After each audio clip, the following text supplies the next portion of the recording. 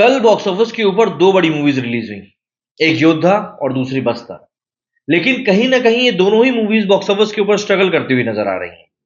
एक मूवी सिद्धार्थ मल्होत्रा की है तो दूसरी मूवी अदा शर्मा की। अदा शर्मा की इस मूवी को कई लोग बोल रहे हैं कि भैया ये प्रोपेगेंडा मूवी है। लेकिन ऐसा है कि हर सिक्के के दो पहलू होते हैं। किन्हीं को कोई मूवी पसंद नहीं आती है तो जाहिर सी बात है, उसका मतलब ये नहीं होता कि वो मूवी पूरी तरीके से झूठी है।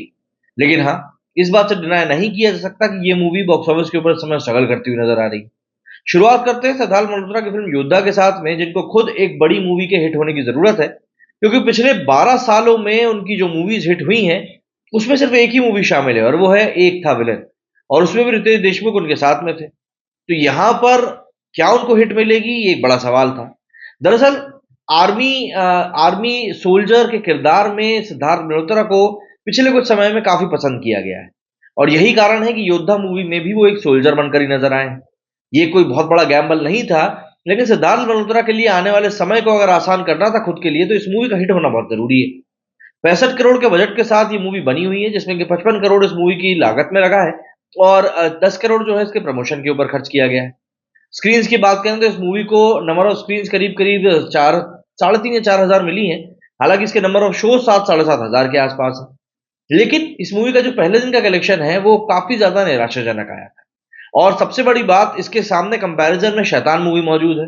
और शैतान को देखते हुए तो ऐसा लग रहा है कि शायद शैतान के कारण ही योद्धा कलेक्शन निकाल भी नहीं पा रही। पहले दिन जहां योद्धा के कलेक्शन की हम बात करें तो योद्धा ने करीब 4-4.5 करोड़ रुपए कमाए थे। तो वहीं अगर हम लोग बात करें शैतान की, तो उस मूवी ने 4.5 करोड़ रुपए कमाए थे, जबकि शैतान अपने रिलीज के दूसरे हफ्ते में। वहीं अब सैटरडे का भी कलेक्शन निकलकर सामने आ गया है। सैटरडे को योद्धा ने 5.75 करोड़ का कलेक्शन किया है। पहले दिन से थोड़ी सी ग्रोथ जरूर देखने के लिए मिली है, बट ये ग्रोथ उतनी ग्रोथ नहीं है जितनी कि आप एक्सपेक्ट करते हैं एक इतनी बढ़िया मूवी से। वहीं अगर हम बात करें शैतान के कलेक्शन की, तो शैतान ने अपने सेकंड सैटरडे को 8 करोड़ का बिजनेस किया है। तो जाहिर सी बात है, यहां पर योद्धा को सबसे बड़ा और टफ कंपटीशन तो शैतान से ही मिल रहा है।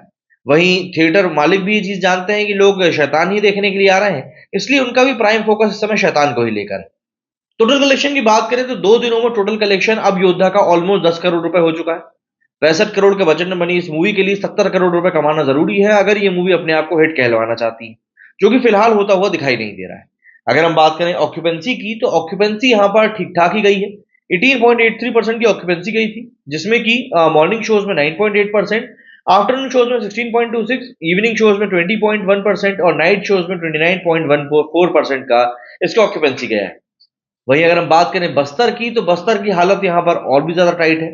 केरला स्टोरी में जहां अदा शर्मा के साथ साथ इस मूवी ने बहुत ज्यादा ताबड़तोड़ कमाई करी थी, तो वहीं उसी टीम की जो तिकड़ी है वो बस्तर के साथ कहीं ना कहीं पब्लिक के ऊपर वो इम्पैक्ट छोड़ने में, या यूं कहूं वो छाप छोड़ने में विफल रही है। शायद ये भी हो सकता है कि इस मूवी के साथ साथ जो मूवी थिएटर में लगी हुई है उनका भी एक असर पड़ रहा हो इस मूवी के ऊपर। तो अगर हम समझे तो बस्तर ने जो कलेक्शन निकाला है वो पहले दिन 40 लाख था और दूसरे दिन ये बढ़कर 75 लाख हुआ। मतलब कि 2 दिनों में इस मूवी ने ऑलमोस्ट 1.25 करोड़ का बिजनेस कर लिया है। हालांकि इस मूवी के बजट को लेकर भी अभी तक कोई बड़ी बात निकल कर सामने नहीं आई कि बजट कितना है, तो हम उस हिसाब से कंपैरिजन कर सकें। बट इसका बजट कम ही होगा, 10-15 करोड़ के आसपास इस मूवी का बजट होगा, ज्यादा बजट की एक्सपेक्टेशन नहीं है। बात करें ऑक्यूपेंसी की, तो इसकी ऑक्यूपेंसी योद्धा से भी कम गई है। योद्धा की ऑक्यूपेंसी 12.58% गई है, जिसमें कि मॉर्निंग शोज में सॉरी बस्तर की जो ऑक्यूपेंसी है वो 12.58% गई है। योद्धा की 18% गई थी। बस्तर की मॉर्निंग ऑक्यूपेंसी गई 10.68%, आफ्टरनून शोज की 9.74, इवनिंग शोज की 9.78, नाइट शोज की 20%। तो ये एक मतलब ओके ओके ऑक्यूपेंसी है। मतलब कि ऑक्यूपेंसी वो होती है कि थिएटर में कितना परसेंटेज सीट भर रही है, नंबर ऑफ शोज से इसका कोई मतलब नहीं होता। तो यहाँ पर वो भी एक चीज कम पड़ रही है। वहीं पर अगर हम बात करें शैतान की, तो शैतान की जो ऑक्यूपेंसी है वो काफी बेहतरीन गई थी। 31.67% इसकी ऑक्यूपेंसी गई है सैटरडे को। और इसमें सबसे ज्यादा नाइट शोज तो 50% ऑलमोस्ट फुल जा रहे थे। अब आप मुझे बताइए, आपका इन मूवीज को लेकर क्या कुछ कहना है और आप कौन सी मूवी देखने का प्लान बना रहे हैं, आज कमेंट करके जरूर बताइएगा। मेरे इस वीडियो फिलहाल इतना ही। जय हिंद, जय भारत।